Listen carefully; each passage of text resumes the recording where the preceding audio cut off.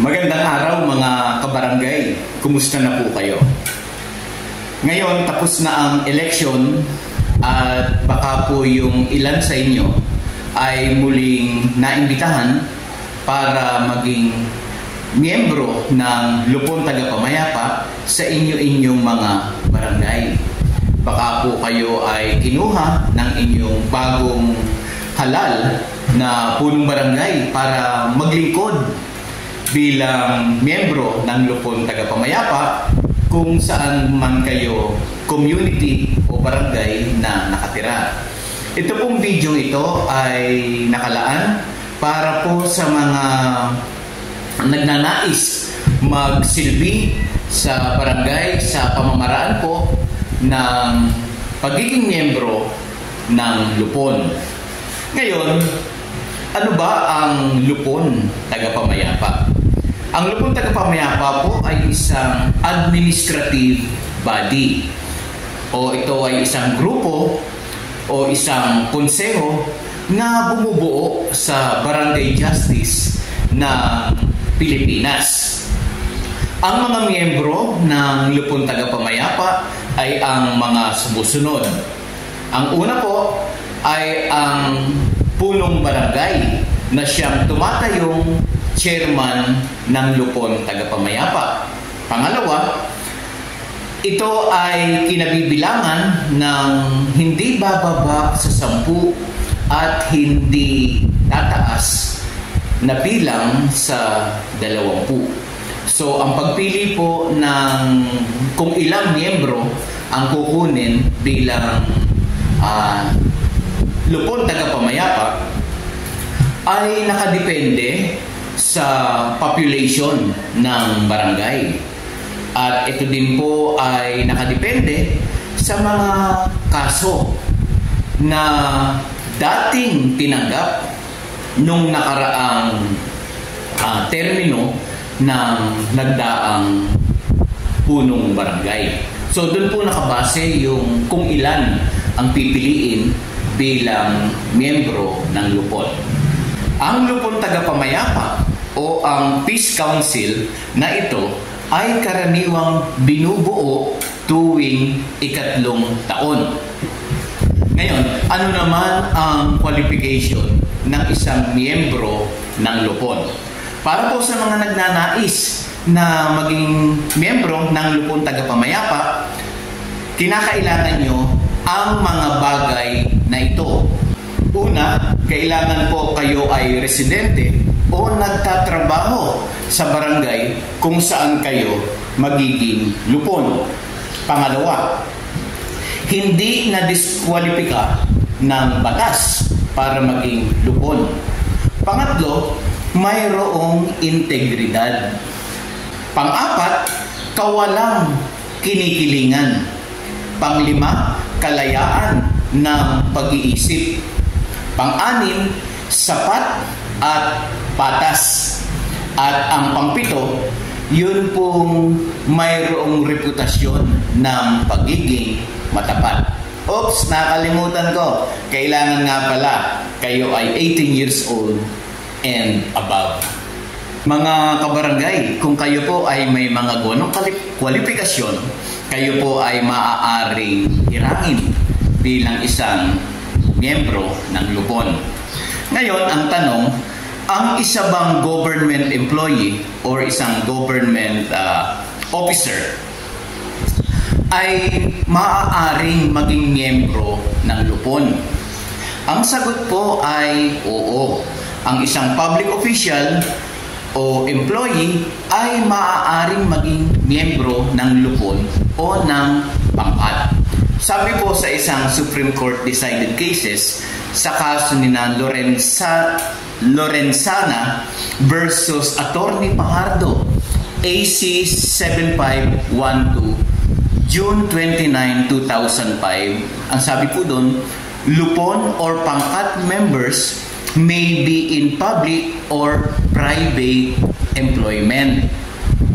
At ito rin po ay makikita sa Section 406 ng Republic Act 7160 o ito pong Local Government Code of 1991. At alam niyo po ba mga kabarangay, ako mismo ay isa pong government employee. Isa pang tanong, pwede ba ang isang abogado na maging miyembro ng Lupon?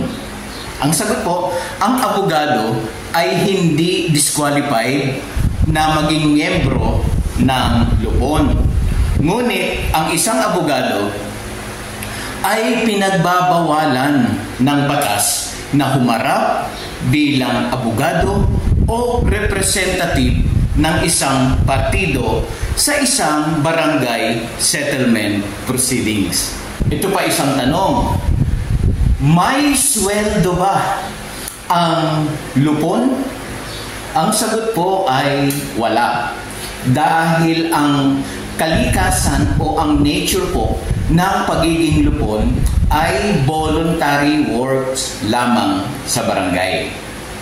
Samantala, sa Local Government Code of 1991, pinapahintulutan po ang Lupon members na makatanggap ng honoraria, allowances, and other emoluments. Yan po ang sinasabi ng Section 393 ng Republic Act 7160. Ito po ay para sa mga Lupon pa rin.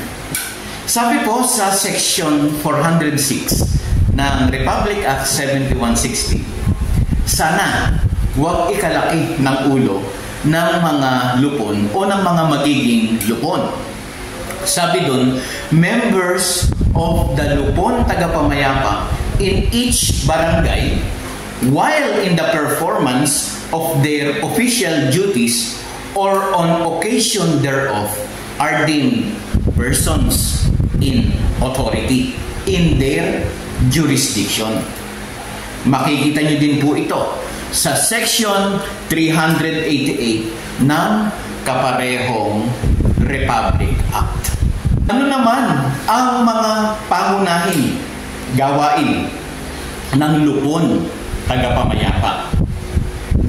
Ang pangunahing tungkulin ng mga Lupon ay tulungan ang mga partido na maabot ang isang mapayapang kasunduan sa hindi nila pagkakaunawaan.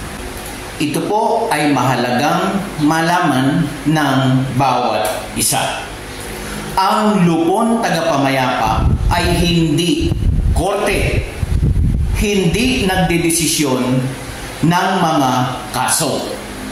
Sabi po ito sa isang DOJ Opinion number 64 series of 1982 at DOJ Opinion number 43 series of 1982.